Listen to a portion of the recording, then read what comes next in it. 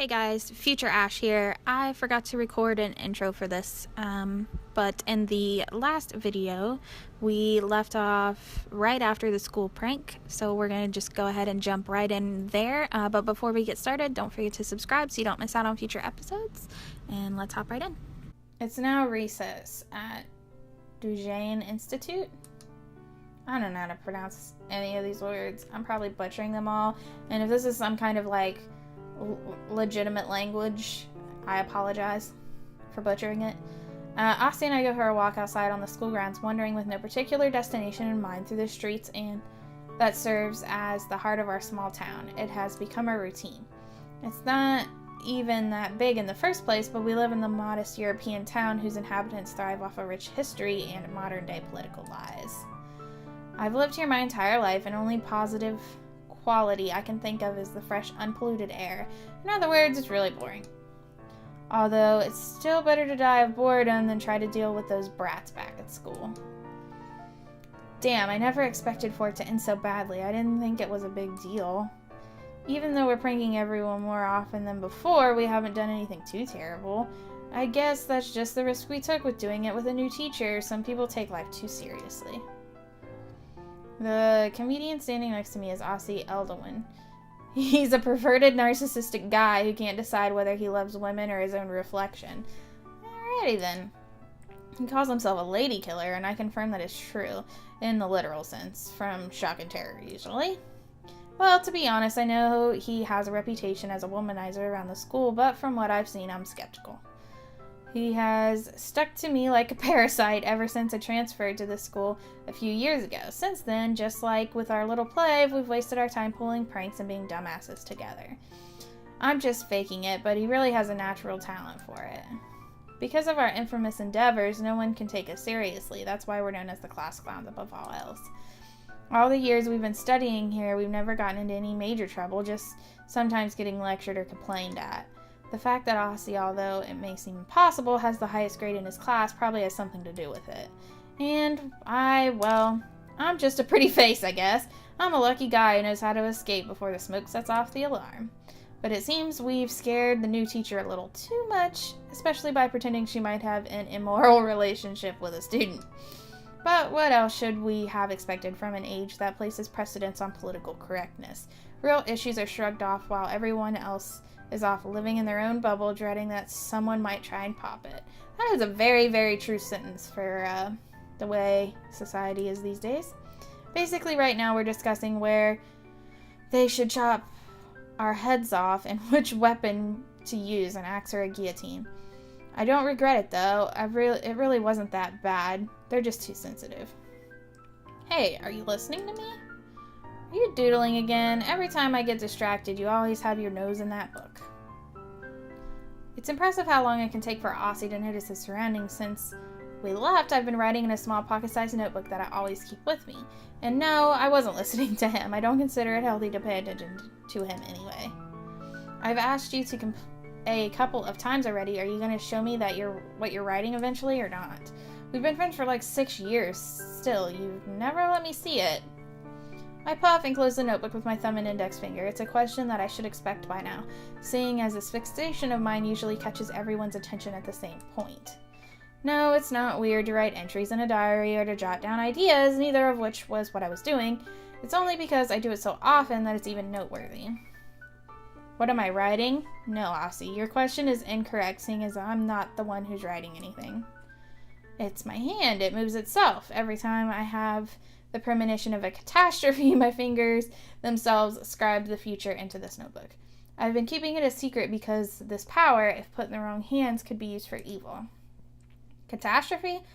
Wait a second. Are you shitting me? Catastrophe how? Am I in danger? My friend's verbosity suddenly accelerated within a second. Meanwhile, I opened the notebook and read what I had written and turned my gaze away and bite my lip. Hey, I don't like that face. What'd you just read? I hope it's not something harmful. At the very moment, I shiver. It was as if lightning had struck me. With no control over my body, I write a short sentence on a new page and then rip it out as the premonition finishes. What? Okay, now you're really freaking me out. What'd you write? I can't tell you. Hand it over. Aussie snatches the crumpled sheet of paper away from me. Finally, while trying to keep a composure that he clearly lacks, he reads its contents. The time is quickly approaching. Something worse than death will hunt you down. He's got to be joking. Ah! I only touched your shoulder. Why'd you jump? How are my favorite guys? I've got good news. What kind of premonition is that, Sar? Well, I wrote about something worse than death, and then Ziva came along. I think I hit the mark. What are you talking about, and why do I get the feeling that it isn't good? Let's not get into detail. CR was writing in his notebook again, and I wanted to know what it was, since he never tells us. Ziva moves her gaze from Aussie to me, blinding me with the sparkle shimmering in her eye so brightly that it resembles a lighthouse. Oh, so Indian was compulsively writing in his notebook again. Can I see what you wrote too, eh? Can I? She tries to steal my pocket-sized notebook by jumping on me, but since I'm used to trying this kind of thing, I managed to evade her in time and hide it away in my back pocket. Hands off, Sigmund Freud. Geez, so unfair. If you won't show it to me, then your treatment will never progress. And don't be deceived by her charm and appeal. Ziva Shanai is one of the most dangerous species on the entire world, according to 9 out of 10 experts. While most of my fellow fauna will tell you the opposite, since they're all madly in love with her, to me, Ziva's nothing more than a headache. I mean, just look at her. She's like straight out of an RPG with those clothes, but since she's attractive, everyone just turns a blind eye. And if I had to describe her, I'd say she's a wannabe psychologist with a touch of insidious and deceit, who has also been determined to ruin my life since the very first moment we met earlier this year. Her dream is to go to college and focus on the studies of the human mind, and what better practice than experimenting with mine first. Somehow she found out about my habit of scribbling in my notebook, which she described as interesting, and hasn't stopped bugging me since. She decided I had to be her test subject. Not a week goes by that she doesn't try to psychoanalyze me or fish my paper scraps out of the trash and read them. Even worse, sometimes she tries to steal my notebook so she can discover its secrets. At least now she calls me by my surname. Before that, it was just Patient. The only thing that needs to be treated is your head, Ziva. Well, what were you going to say before you attacked me? Oh yeah, I almost forgot. I snuck into the teacher's lounge and gave them the biggest, saddest puppy dog eyes so I could pacify them and blah blah blah. They only gave me the usual speech and sent me away. Aren't I lucky? Well, that should have been expected. It wasn't that bad. I guess I won't be scolded again this time either. Huh? I wasn't talking about you guys, just me. Then what part of that exactly do you call good news? I thought you'd be happy for me. I didn't expect you to react so selfishly. Come on, they can't be that hard on us. If they let Ziva get away with it, then our fate will probably be the same. We've done worse things day after day and nothing has ever happened, right?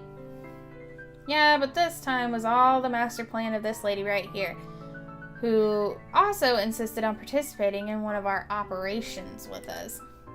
And she doesn't even care what happens to her comrades now. Seriously, that explains why Ziva would participate with us in all this, but it was you who owed me one, so stop complaining. Plus, I was just messing with you. I wouldn't really hang you out to dry. You don't have to worry about anything. The substitute is angry, but the rest of the staff didn't really take it seriously. The only thing you've got to do now is apologize to her and shed some crocodile tears to show how very sorry you are and you're finished. See how easy it is? I can't believe you don't trust me. You have such little faith in me.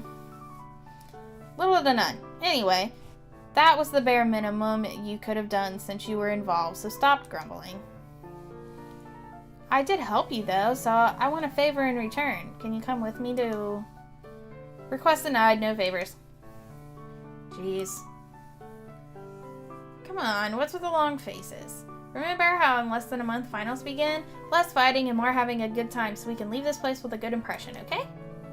By the way, Ziva, what kind of favor did he owe you, if you don't mind me asking? I think this is the first time I've heard of Sar owing anyone a favor without a bet somehow involved. Hell, not so long ago, he wouldn't do anything unless there was a bet involved. Oh, it was nothing. I just asked my uncle if he knew about a certain package since he works at the post office. Speaking of which, you never did tell me what that was all about. Your mom told me you'd explain it another time. I folded my arms and raised my eyebrows, resigning myself to answer despite my clear lack of interest. It's kind of a bad anecdote, but I guess we have the time anyway. Both Aussie and Ziva took me expectantly. Their interest can't be more apparent. I initially resist, but end up yielding to the pressure. Alright, I'll tell you everything, but I'm warning you, it's just a depressing love story. A love story? You don't have to tell the entire world, you know. I wasn't aware that my young and pure Saran. It took me a minute. I wasn't aware that my young and pure Saran had already become a man. It must have been due to my benevolent influence. Tell me, what kind of person is willing to put up with your eccentricity, compañero mío? Next. Hey, I always have to put up with you, and I don't complain. Quit joking around. But you complain every single day. Could you please stop beating around the bush?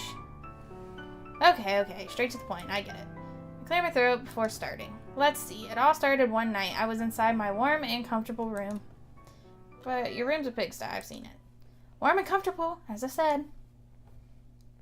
I was surfing the torturous streams of the internet when my eyes fell upon a small ad hidden under millions of shitty posts on a shitty forum. That's when I saw her, the most beautiful of all muses, the most lovely of all creatures in this calamitous world.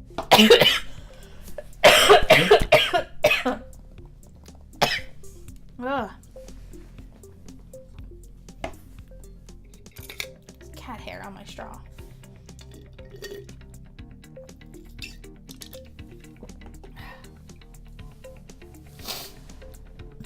That's when I saw her, the most beautiful of all muses, the most lovely of all creatures in this calamitous world we're forced to live in.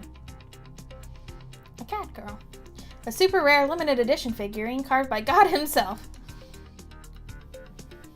Don't tell me you fell in love with a figurine. You're dead to me, Sar. You hear me? Dead. It was limited edition. Oh, that changes everything. What is wrong with you? Are you going to let me finish or what? Not even memories are respected nowadays. You humans disgust me. For heaven's sake, can you please just finish? As I was saying, tribulation soon came to pass. Price loads of money. Its price, much like its charm, went beyond the realm of reason. However, I didn't let that stop me from my love of those 4 inches of hard, solid, shapely plastic, outweighed by death kneels of my wallet. Although I had condemned my soul to future insecurities, my heart was aflutter with grace, and I hit purchase. Now I see where all of this is going. Huh? Seriously? Well, he never got his delivery. That's why he asked me if I could ask my uncle to check it out. But that doesn't make sense. Couldn't you just ask the post office yourself? Here's the problem. I didn't order it under my name. I bought it on my dad's credit card without him knowing about it, kind of. So I can't even pick it up. That's the drama I've imposed upon myself right now. You can leave your snot rags and tear tissues in the garbage to your left. Thank you very much. Now a round of applause. You stole your father's credit card. What a model son you are. Yeah, I'm not proud of it. You know, I regretted it afterwards. I plan on paying him back, but I can't do anything if the package is lost. The weirdest thing is how on the website I ordered it from, the shipping page instantly indicated that it was delivered, signed for, and everything. How is that even possible?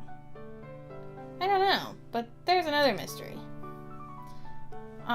Your phone is one of those high-tech ones with internet and stuff, right? Can you lend it to me? Sure, give me a minute. He has to close out all his porn. Don't tell me you don't have the internet on your phone in this day and age. My phone was more useful as a hammer than for communicating. Look at the biceps I got from carrying that thing around. The truth is that it broke not too long ago, and now I gotta buy a new one, but I'm lazy and in no hurry. I'll get a new one when a sale comes around. What an old timer. How is it even possible for someone to live without a smartphone nowadays? You can come back to the future anytime now, McFly. Don't try to reason with him, Ziva. He's a lost cause. Here you go, Sar. Do you know how to use it? Aussie then shows me and I check my email with just like I asked him to. I enter my email address and password with ease on the touchpad and open the very first email in my inbox before presenting the screen to my classmates. Is that a threat? The email says the following. From Harry H. to Saran. Not for everybody. Can a figurine really come to life and disappear? If you want to know the truth, go find it. This Monday after class, come to the playground in the deserted neighborhood. Good luck making your first decision. After both of them read it, I hand the phone back to its owner while he's still in shock. What's that supposed to mean? That's what I'd like to know. It's almost like someone's challenging me to a duel. This is insane. You ordered a figurine. You didn't kill anybody. You didn't kill anybody, right? A lot of people every single day. I haven't been a professional hitman for at least 13 years for nothing. Don't look at me like that. Of course I haven't. Yet. So, who's this Harry H, if I may ask? Don't ask me. I don't know any Harrys. Not to mention that he used one of those free emails that anybody can create, so there's really no way for me to know. What are you gonna do? I can't see the police investigating the kidnapping of a plastic figurine. It must be some kind of joke. Some internet friend must have known about it and decided to pull a prank on me. You're just going to ignore it? Of course, I'm not stupid. Aren't you curious? I'd like to take a peek, but I wouldn't want to go alone either, just in case. I can't live without knowing. I'm just upset that someone would pull a prank like this after my loss. Doesn't anybody respect true love these days? That's the problem with you. Everything outside of your comfort zone bothers you. Preparing a surprise party for you must be hell. If it's just a joke, then you should laugh about it. Maybe even go there. It could be fun. What could go wrong? I have nothing against surprises, but when nothing goes my way, then of course it's gonna upset me. Anyway, how did you manage to turn this into an impromptu therapy session? Just so you know, I hate you. Me? Therapy? What makes you think that? In fact, we can change the subject and talk about something more interesting. For instance, did you notice that during the anecdote you shared with us, you displayed... I'm not... No, don't care. And you don't have a smartphone. That's the worst part. I don't have a cell phone, so I don't have to talk to you outside of school. And why do you care? The important thing is how everything goes wrong for me, and you aren't helping. Well, we've got enough time here. We should probably head back. With the intention of leaving before Ziva has the chance to toss me on a couch, Aussie stops me with a question. Hey, Sar, before we go, I'd like to know one thing. If that notebook doesn't make you clairvoyant, what does?